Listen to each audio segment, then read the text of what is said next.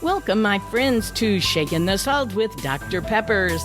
My bio reads from troubled teen to teacher of the year, 100-pound weight loss, blah, blah, blah. You know, the sort of thing you're working on in your before and after life story. So at the end of the message, stay tuned if you want to contact me for any reason, including prayers. Thank you. And I'm Dr. Peppers, Shaking the Salt. Here we go. Okay. I just give up. I give up. I surrender. I surrender. Look, my hands are up. I surrender.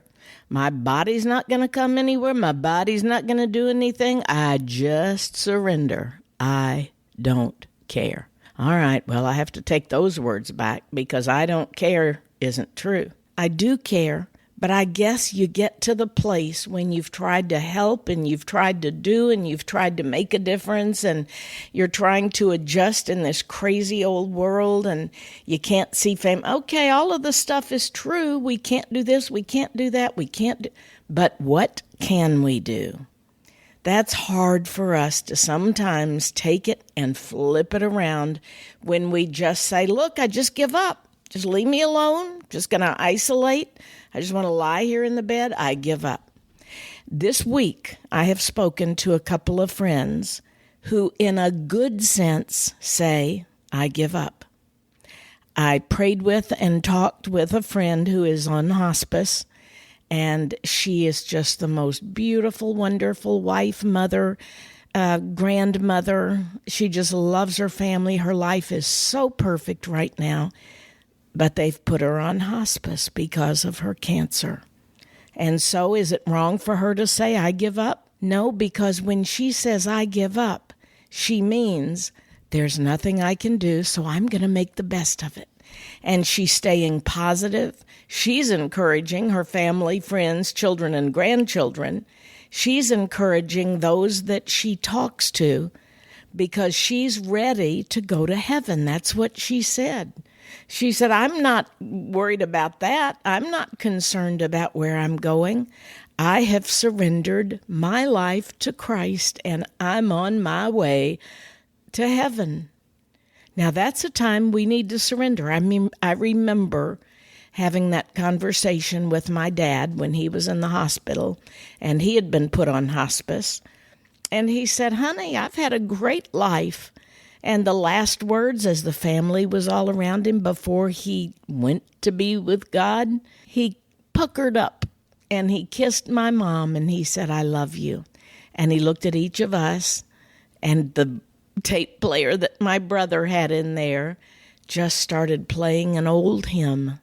And we all prayed and we smiled and we sent him off as if he were graduating because that's what he was doing.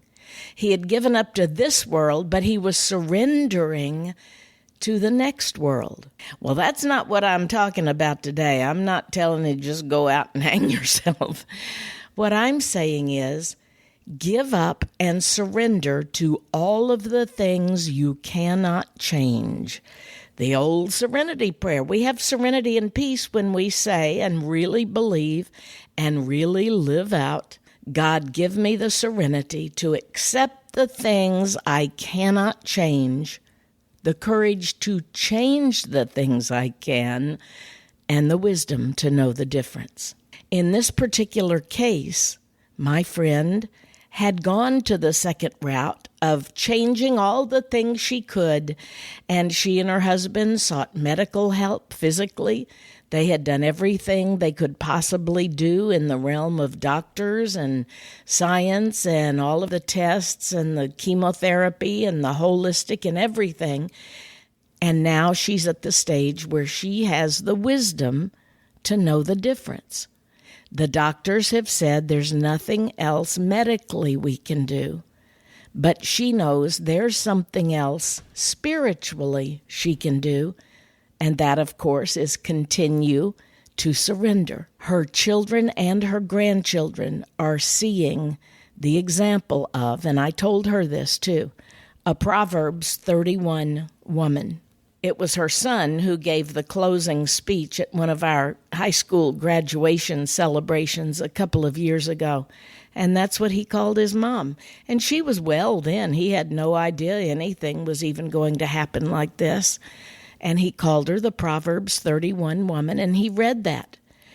Those of you that don't know what that is, get out your old Bible, somewhere near the very middle, Psalms and Proverbs, and when you open it up, go to 31.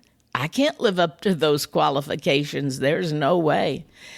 But she really does. My mom is one who does. I've known a few women because it is the Proverbs 31 woman, but there are a lot of men that fit most of that billing as well. I don't. And I can't do anything about my past, but I do when I have the wisdom to know the difference. I say, I surrender to this.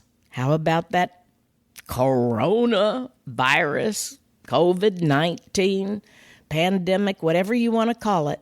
Is there anything that you can personally do about it? Now, if you're a scientist, if you're a doctor, if you're someone who works in that field, there may be things that you can do.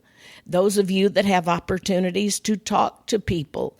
I've been volunteering for 4 years in the Lake County Jail here in Florida, but they've closed down the volunteer part because we've had a spike in the pandemic right here in Florida.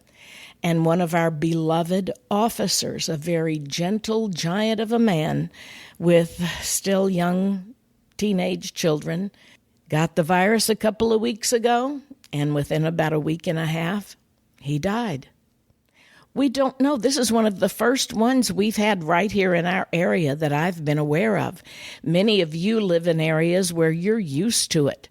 You know that it's all around you. A lot of people don't care. Can you do anything about wearing a mask in public?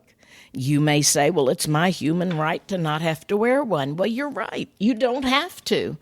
And that's where we come in with, grant me the serenity to see the things I can change with the wisdom to know the difference. You may be a carrier and not be one who's really got it or one that's given it. You may never come in contact with anyone. There may be tomorrow morning, we may wake up and there's a great big banner across the television set that says, finally, it has been found. Come get your vaccine. And everything could be fixed with the virus. But for now, what do you need to give up? How about mentally? I give up being afraid. I surrender to what is best in my life. And physically, I'm just going to surrender and do the things that I can do as far as walking and getting on the treadmill and swimming. I'm going to surrender to that. Do I want to do it? No, but can I go ahead and do it? Yes. When I was still teaching high school, I was teaching a kid in the alternative school that had just given up. He'd been kicked out. He wanted to just get out of school.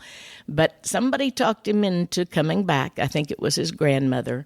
And when we were doing an exercise, an English thing that he had the paper out, he had the pencil in his hand, he had his desk cleared. I gave them the writing topic. I said, all you have to do is write about it. Anything that you want. And the topic was open. It was like my favorite hobby. So, I mean, it was something he knew about. But when I walked past the desks, and most of them had gotten maybe a half a page, he hadn't started. And I said, Robert, how come you haven't started? And he said, I don't want to. And I said, you know what? You don't have to. He said, I don't have to write this. I said, no, you don't have to want to. And he looked at me and he thought a minute and he went, man, that's messed up.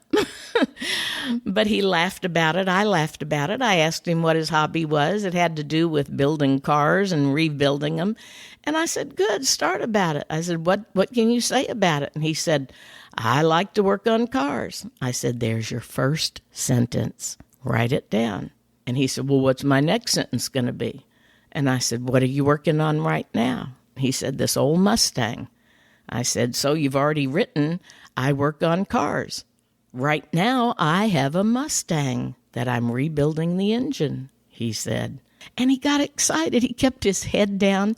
He was writing with this little tiny pencil. I can still see it. The eraser fit in the palm of his hand because it was so short.